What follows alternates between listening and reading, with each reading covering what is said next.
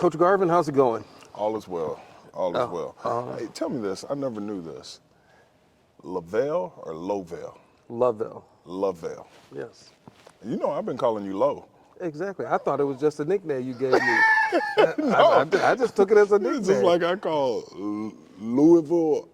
Coming back here, I used to call it Louisville. I would pronounce it the way it's spelled. I never had the O in my vernacular for some reason. My daughter says Louisville. Yeah. Louisville. Yeah. Okay. Yes. LaBelle. All right. Coach, you've been at the highest level of college basketball, head coach at South Carolina State, very historic program, associate head coach at Winston-Salem State. What was that moment or the feeling that told you, I'm going back to Kentucky to coach high school basketball? It wasn't a desire. It was something that happened by circumstance. I think the year was 2021. My contract wasn't renewed.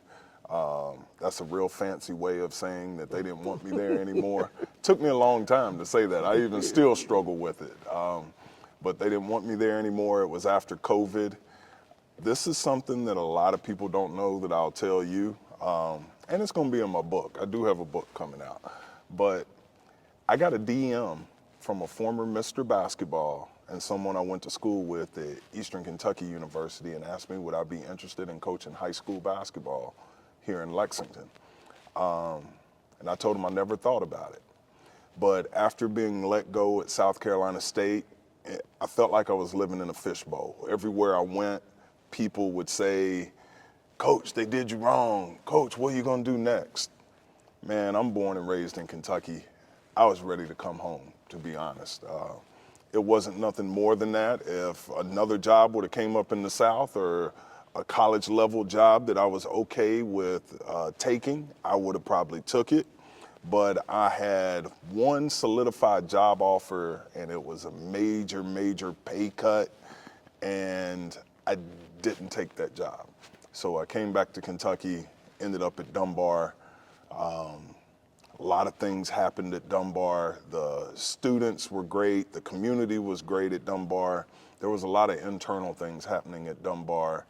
A friend of mine, you know, the person who brought me back there is no longer here with us.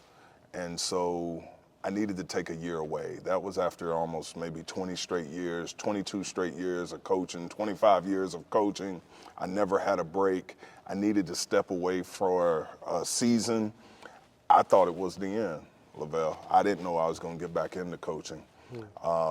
And then interest came up over here at Frederick Douglass, and you know, now we're in year 2. You're originally from Pikeville. Yeah. You played at EKU. How much of that Eastern Kentucky toughness do you instill in your players here in Lexington, especially when games get gritty? Yeah, this is another fact a lot of people don't know. I went to Eastern Kentucky University actually to play football. Out of high school, I was a 2-sport athlete and fell in love with football really my senior year of high school. If anybody knows anything about Pikeville High School athletics, football is one of the main things that come up.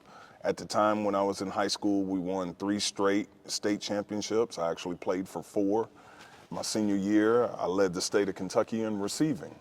Got a lot of interest in football. Had a great senior year and ended up going to Eastern Kentucky and never made it to game day. Back in the day, there was a thing called Prop 48. And I got into the wrong path my sophomore year, never made it to game day. Legendary coach, Roy Kidd, wanted me to play, and because I wasn't going to be put on scholarship, I decided not to play anymore. And after that, you know, my coaching career started because my high school coach called and asked me what did I want to do after I graduated. I told him I wanted to get back to basketball, which led me over to Tates Creek. And my first coaching job was with Tates Creek High School with Nolan Barger, another legendary Hall of Fame coach, his last season there. So your question was, how did my Eastern Kentucky roots influence my coaching philosophy? It had everything to do with it. Ball was life. in Pikeville. If you weren't playing ball, like, why were you alive? I can believe that. Just transferring that into the young people that I've had the pleasure to coach for over the past 30 years it's been a major attribute to that this game can help you, and not to allow the game to use you, but for the student athlete to use the game. You've always been very big on leadership and mentorship. You've been a finalist for national awards for the work you do in the community. At this stage in your career, what drives you more, the X's and O's of a Friday night or the Tuesday afternoon life conversation with your teammate? With my guys, Yeah. yeah. Those life conversations really drive me, not because I don't care about the Friday night lights or the games. I believe they play a major part in having success on game nights. If your team knows how much you care, they'll lay it on the line for you. And I'm big on development of young men because I feel like that's a need. And that's what sports has always done for me. When I didn't have a father in the home, my coach was my role model. And I try to give that back to the next generation that I coach. So it's a major part of what I do, and my coaching philosophy is to coach the whole student athlete, not just the basketball player, but the whole person. And some of those locker room conversations, man, have been some of the best moments throughout my coaching career. Looking at this season, you guys have had an incredible highs, like the 13-game win streak and the big win over Station, but also some tough lessons. How have you managed the locker room's philosophy through the ups and downs? Here at Douglass reminds me a lot of Pikeville in the sense that we have a lot of guys who play football, who also play basketball, and sometimes are your better basketball players as well. So my experience growing up and actually being one of those student athletes way back in the 1900s has helped me coach here, because I know what it looks like. I know what it feels like. I know how long it takes in order to get in basketball condition, to get the football success out of your system, to realize that nobody cares how many touchdowns you scored when there's 5 seconds on the clock and you got to make a play.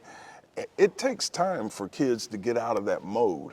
And I know it from my own experience. And managing that is a major part of coaching at Frederick Douglass. If you can't manage that transition, you will struggle here, because some of your better athletes are going to be two-sport guys. And so during the course of the year, you got to deal with that, and you got to speak truth to it. You can't, you can't lie to kids. I can see that in Terry Cason. He's starting to come around to basketball, Terry. Oh, man, what about Thurman Wade? I mean, absolutely phenomenal. Yesterday, 17 and 14. Dakari Talbert. I mean, he's been a great addition. I told Thurman yesterday, the package finally arrived. And those kids, that transition, it's not that they didn't want to early in the season. It just takes about a month and a half. And then in our program too, we don't roll the ball out. I force guys to think. It's a lot to playing for us here at Douglass that it's not for everybody. And those guys have accepted the challenge. They take hard coaching and they respond to it. And that's been evident in how we continue to grow. I didn't realize we had a 13-game winning streak, man. I'm just trying to win the next game. I don't think about how many we won in a row. I know when it's good. I know when it's bad. I can't wait to get a normal night of sleep after the season's over. The season's never over. Yeah, that too. Frederick Douglass has established itself as a powerhouse in all of its sports. For you, what does it specifically mean to be the head coach of the Broncos program? What is the specific DNA or culture that you are trying to imprint on this team? Well, coming into Frederick Douglass, it was a different situation that I've faced throughout my coaching career. You're talking about a school that's won close to 20 games, 5 years in a row, several district championships in one of the toughest districts in the state of Kentucky. And I'll never forget my first workout session here. There was a team in the weight room working out. There was a team in the auxiliary gym working out. There were kids outside working out. And then it was 6 o'clock in the morning during the summer. And then the principal was working out in the weight room. And the head football coach was working out in the weight room. And every court, this thing was popping. And I said, man, there's a DNA here that excellence is expected. And it starts at the top. Anytime you enter a program, I've learned to take a look at its leadership. Mr. Diaz, our executive principal here, doesn't get enough credit because he has set a DNA here at Frederick Douglass of academic and athletic excellence. And when you see every team competing for championships, you feel like you have to come in with the expectation you're supposed to compete for championships. And I've tried to hold to that standard. And, you know, we've been there. We've done a lot of firsts in this program. Third place in the King of the Bluegrass. That's not a championship, but tell me the last Lexington team that's competed for third place. Winning the White Greer Maggard Holiday Tournament. Well, I think we're one of the first public schools in Lexington to win that tournament in several years. You know, we were in the district finals last year. We lost to a unicorn in Malachi Moreno. He's a McDonald's All-American that's playing for Kentucky. You know, we lost to them at the buzzer. We were right there. And then a lot of the coaches at the end of the season still ranked us the second best team last year. This year, we got a new group of guys led by DeMarcus Surratt and Tate Robinson and Talbert and Wade and Robinson, and Nate Cohen has come into his own. So Frederick Douglass, to me, is probably a top 5 athletic program in the state of Kentucky. With that being said, do you think athletic director Jeremy Delaney gets the credit he deserves? I don't know if he's won AD of the year or district or region, whatever that is. Mm-hmm. I don't think he gets his credit. No, he doesn't. And Delaney has a great eye for talent. He's had a lot to do with the hiring of the coaches in all the major sports and just directing this. Athletic directors don't get the credit that they deserve. And a lot of times, Delaney would be the first to tell you, he don't really care about that, no, he but doesn't. you should give people their flowers while they can smell them. ADs are the hardest working people in the school district, the most underpaid. Many of them are teaching several sections of classes. And to run an athletic program at the level of Frederick Douglass, it should be a full-time job. It is a full-time job, but it should be paid and compensated as a full-time job. That's above my pay grade, but I'm willing to speak about it because this is one of the most visible high schools probably in the state of Kentucky, and deservingly so. We're not tooting our own horn. I'm just telling you off of observation. Our social media probably has over 2 or 3 million views. Tell me another high school that does that. I was stopped just today and someone was saying, I love you all's social media page.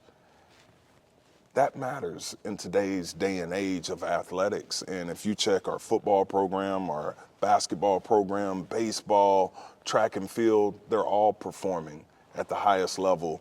And even my gym mate, girls basketball here is second to none. I mean, they're always in the top 5, top 10 teams as well. There's a lot of buzz going around the Legacy Classic.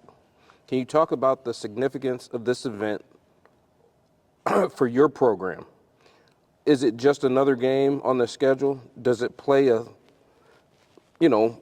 does it hold weight? What does this mean for Frederick Douglass for you to play in the Legacy Classic? Oh man, it's a neat event. Coach Brown, a couple of other coaches, all the coaches involved in it. It happened because of the snow and ice storm and the cancellation of games and the need to get another game on the schedule. So for this game to develop over the past week, that we're going to Kentucky State University during Black History Month, you got 4 African-American head coaches leading 4 of the top programs in the state of Kentucky to come together for one night of basketball, man, it's an honor to be a part of it. All three of the other coaches are way more successful on the high school level than I've been. I may have been coaching longer than all of them, but coaching college ball and coaching high school ball is two different worlds. And I have tremendous respect for all three guys that are leading their programs. For us to come together at Kentucky State, I'm glad it worked out. When we get a little bit closer to it, I'll talk about it more, but I still have a district game on Tuesday night that I have to make sure we take care of. And then senior night. And senior night with some seniors that's probably won close to 90 games or more over their career. So I want to honor them, but that Legacy Classic, man, is going to be special.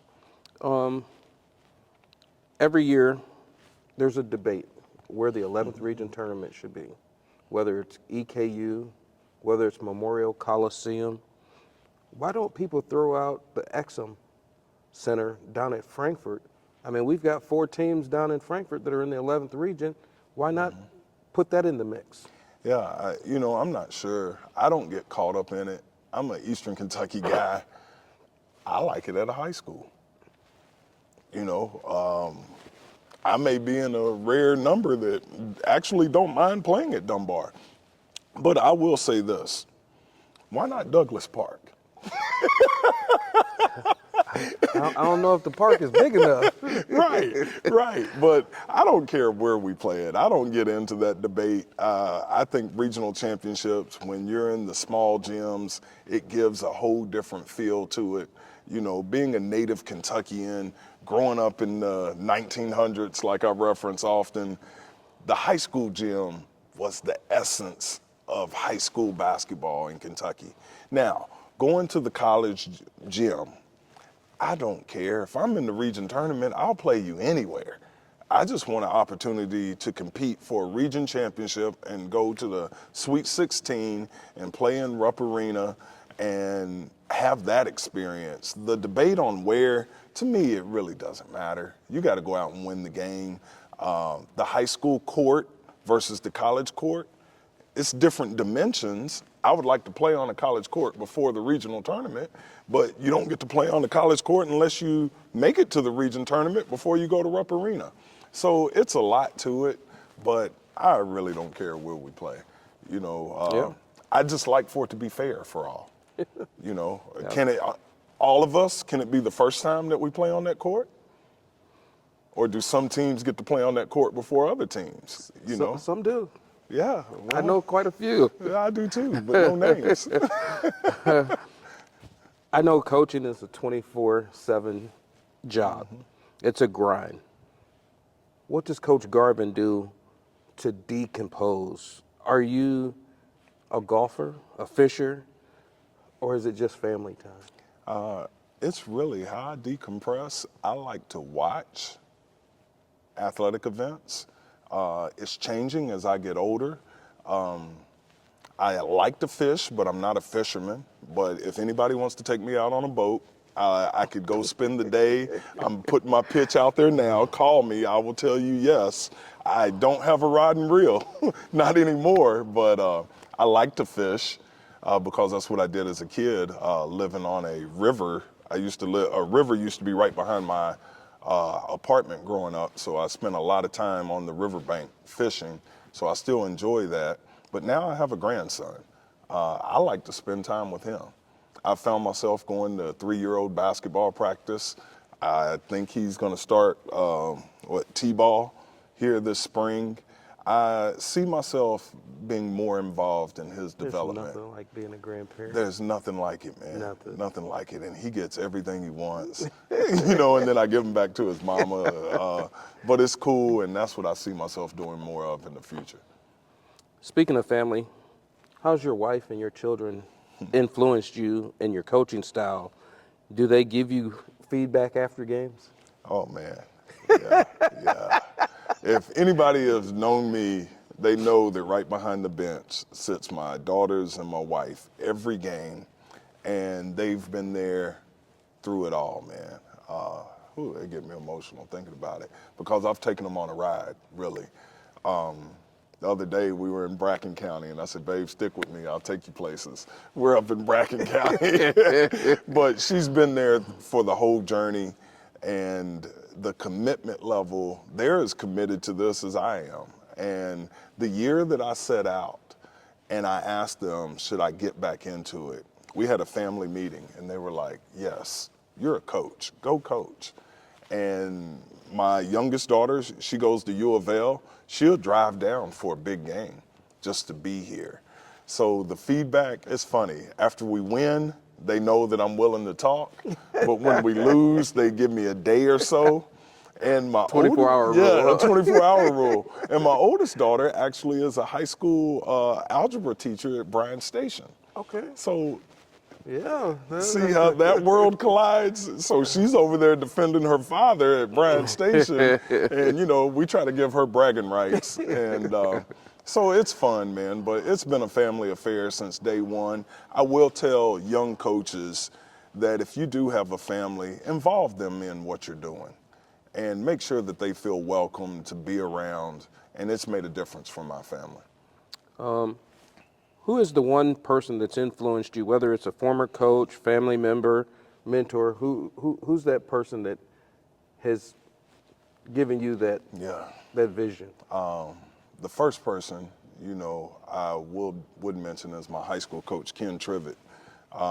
He's been my coach since I was 5 years old. And you say your high school coach, he coached you since he was 5. He's had an influence on my life since then. Growing up without a father in the home, coaches and pastors have always been the people I hold in high reverence, and Coach Trivett has been the most consistent man in my life, throughout my life. I got into coaching because what he did for me, and I always wanted to pay that back. The way that he gave me everything as a coach. He taught me how to be a man. He taught me how to deal with adversity. He showed me love. He critiqued me. He was my biggest critic, my biggest fan. My first phone call when I graduated from college, he came to one of my games when we played against Marshall University. He came and spoke to my team at Marshall. He's the president of the Kentucky High School Basketball Hall of Fame currently, and he's always coaching me. And sometimes that will be a 2-minute conversation, about what I need to do, how I need to take care of things, boom, boom, boom, and then he'll hang up.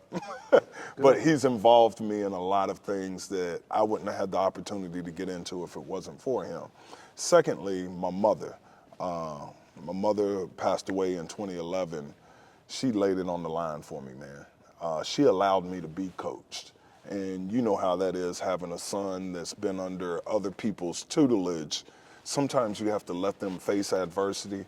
And my mom did a great job of allowing me to be coached without trying to involve herself. I'll never forget my sophomore year of high school, Coach Trivett kicked me off the team on a road game and told me to find a ride home.